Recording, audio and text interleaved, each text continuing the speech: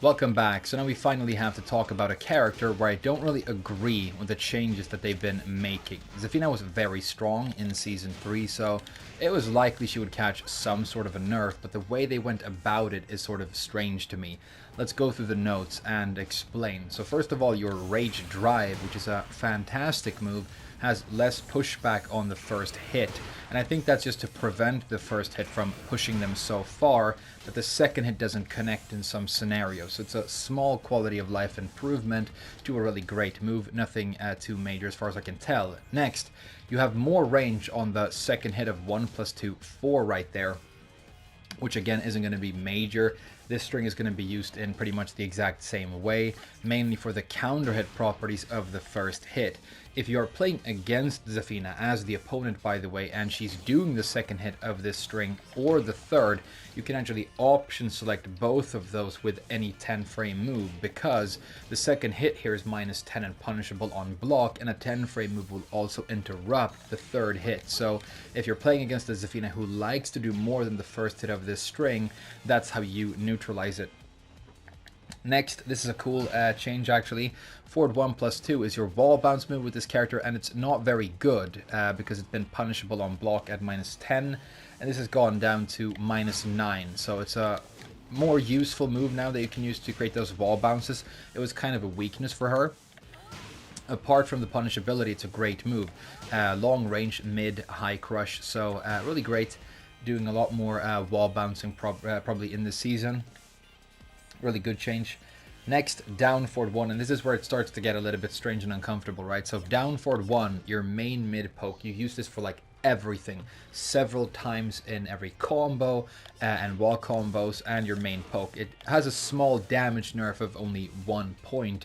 It's kind of weird how 11 is too much but 10 is fine, but what we will notice as we go along is that the general trend is that they want to shave off small damage points for Zafina all over the place to nerf her overall damage output. That's like the main nerf she's receiving, is less overall damage output and less overall combo damage. Now, the reason I think that is strange, and I've said this before, is that I don't think that Zafina was a high damage character. I've had people disagree with me on that, but she actually had pretty bad damage. She was a great character, but that has more to do with her movement and, you know, plus frames on block and fantastic stance mix-ups. It wasn't because she was dealing huge amounts of damage, really. So it's kind of a strange area to attack her in. If you wanted to make Zafina more reasonable, what you wanted to look at really is like the backdash or, you know, something like that instead. But that's the down forward 1, minus 1 damage down to 10. Next, down 2, 4, 3, and this is the same move that you have from Tarantula. 4, 3 has gone from minus 14 to minus 13. This is not a big change, probably not something your opponent is going to be aware of. They will probably just punish it with a 10 frame, which is what they usually do in the current season. The cool part of this move is that on counter hit, it is a high damage launcher. You can float them with a down forward 1 right there, but I've almost never had this hit. It usually just gets blocked and then you get punished, so it's a small change. Next, down 3. Increase the upper range of the attack, apparently, but then the other thing, right? And this shows up in the patch notes for like all the characters, but a lot for characters who have strong crushing lows like Zafina and Katarina. This adjusted the motion since it was difficult for the opponent in jump status to land a mid-attack. So basically what it seems to mean is that before, when you did moves like this, you could go under orbitals and hop kicks sometimes, and you can't really do that anymore. You're going to get launched by them. So, you know, it's a very orbital heavy meta right now with the Leroys and the Bryans and the Shaheens and everything else. So it's going to make it a lot more dangerous to apply some of these lows. It's a pretty substantial nerf for this character because it shows up on several moves, but there you go. Next, down back 3. So this little Scarecrow low here caught a damage nerf from 15 to 13. Again, kind of strange. It's not like it was a huge damage low or anything. Next, and this is like the really big one that makes me so sad. I mean, really, really sad. This is the big, strange one, the huge nerf to the character. The Cursed Crow Just Frame has been nerfed by 6 full points of damage. And I've talked about in the past how this might have been like my favorite move design in the entire game. I thought it was very clever because it's thematic, it's cool looking, and it was, in my opinion, very well balanced. Because, okay, you can use it for a whiff punisher from out here, and you get 56 damage. Well, in Season 3 you did. And that might look like a huge hit, but then again, a lot of characters can easily hit you with a high damage launcher that will lead to even more damage out here. It also has the skill element of you actually having to do the just frame. It's not a difficult just frame, it's not super hard, but it does have a skill element to it. It is something that you have to practice and that you can conceivably get wrong. Now, the reason it was so important for this move to have that big damage is that it helped you shore up your combo damage at the end, because Zafina has kind of low damage combos. Now for this standard combo, she's only going to get 61. If you add the extra down for one hit right there, that's going to go up to 63. So this is like, you know, the bread and butter for her right now. And that's honestly kind of low when you consider the fact, right, that when I do this combo and I decide to end with the Cursed Crow, I completely sacrifice my ability to set up to convert to the wall, to set up Oki, and I also completely sacrifice the positioning, right? If you look at Zafina right now, she's put herself at the wall.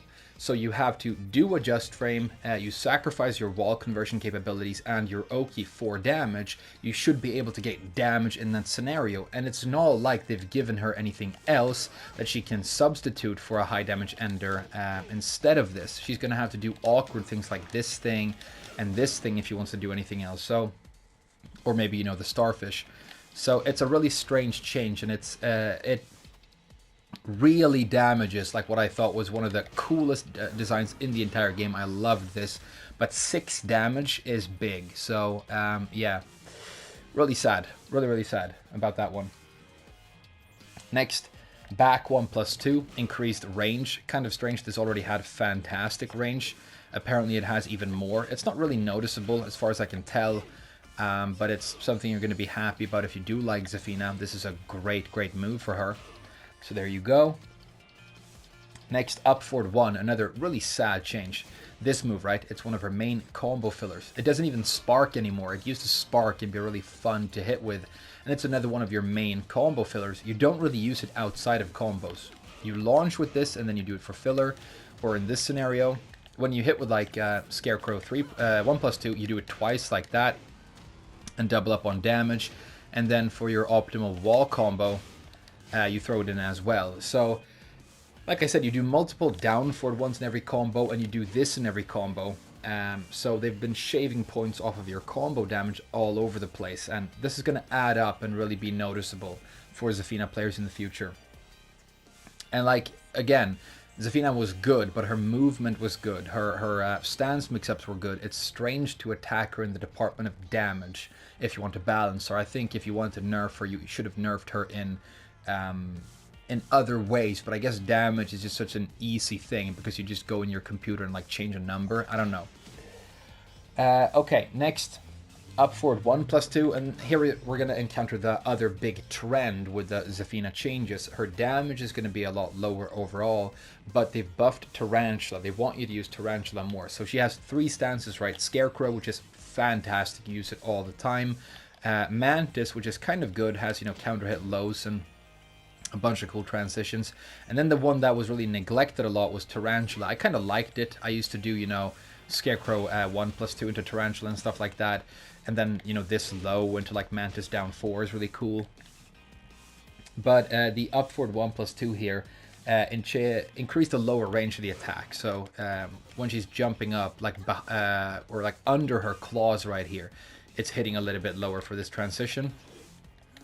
And then you can mix from Tarantula. It is a mix-up stance. Next, forward 4, another one of Zafina's best moves, like the core thing you do from mid to long range. Another damage nerf from 22 to 20. Don't really see the point. It's still going to be great. It's still very good. Still homing, still good range. It actually had a small range buff to the lower range of it. And, you know, still has all of its great stuff associated with it, but it's a damage nerf that, again, doesn't really seem necessary. Next, Tarantula 1. This is your mix-up low from Tarantula, your fast one. This has a damage buff of 2 points from 11 to 13. So yeah, this is a good low from Tarantula. It has counter hit properties as well, so I recommend it. I also really like the down 1+2, which is the next move we're going to talk about. This has increased range. It already had fantastic range. It can hit from really quite far out. So yeah, good lows from Tarantula in this season if you really want to use that stance. Next, new move, and this is a buff. This is actually a really cool move that I'm happy about. I think it's going to be really useful because you do spend a lot of time in Scarecrow with this character. This is Scarecrow 1. This is your jab from Scarecrow. 10 frames, behaves a lot like a jab. It's your fastest move from the stance. It has a new extension, Scarecrow 1-4. That's going to do your Tarantula Scorpid Stinger, which is your Tarantula 3. That kind of a move, and then transition with the other leg into Tarantula. It's natural for 30 damage, which is really cool. Gives you +7, and now you're in Tarantula, and you can mix using these lows. And your fantastic Tarantula mid, which is the Scorpid Stinger, the 3 right there. I think this is your best mid from the stance. Really great.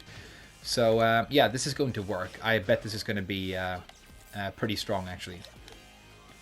So definitely try it out. Cool new move. Next, Scarecrow. Okay, yeah. So Scarecrow, her shitty Scarecrow homing Snake Edge that you shouldn't use even before it got this nerf. And the other really great low, her best low from Scarecrow by far, down 4-4, both had this nerf where you can now catch them more easily with hop kicks and orbitals. And like one of the main good things about Scarecrow down 4-4 was the fact that it could go under a lot of cheeky mids, but I can see that being frustrating and that being something they wanted to change. I guess that's fine. It still has the great counter hit properties, and you should still use it. But yeah, it's a pretty substantial nerf to Scarecrow, actually. And then Scarecrow down 4-4. Yeah, we talked about that. Next, Mantis 3-4. This also had that same change, so it's going to be easier to land mid attacks on it. Next, Mantis 4. So this spinning low kick right here. They've added a Tarantula transition to this that I don't really think is going to be that useful, but you can do 4 and hold down, and she's going to roll into Tarantula. At least it looks really cool.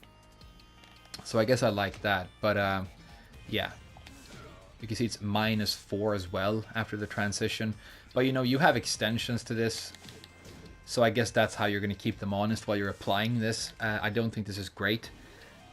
But they just really want you to transition into Tarantula, I guess. Next, during Mantis, down 4-2. Change the damage from 13 to 10. So this launcher right here was already a low damage launcher. It's great because it's safe on block, but I mean, look at this combo damage. It's really bad. It's like really low.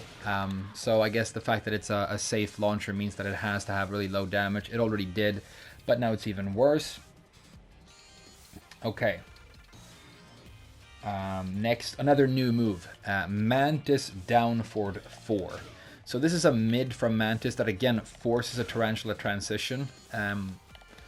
I would have liked it a lot if they, on these Tarantula transitions that they're giving you, would have given you the option to not go into Tarantula. They haven't really done that. You have to sort of go into the stance. So they're forcing you to use this stance now if you want to access these new moves. From Mantis, you already have fantastic mids. I think her Mantis 1-3 is like one of her best mids, period.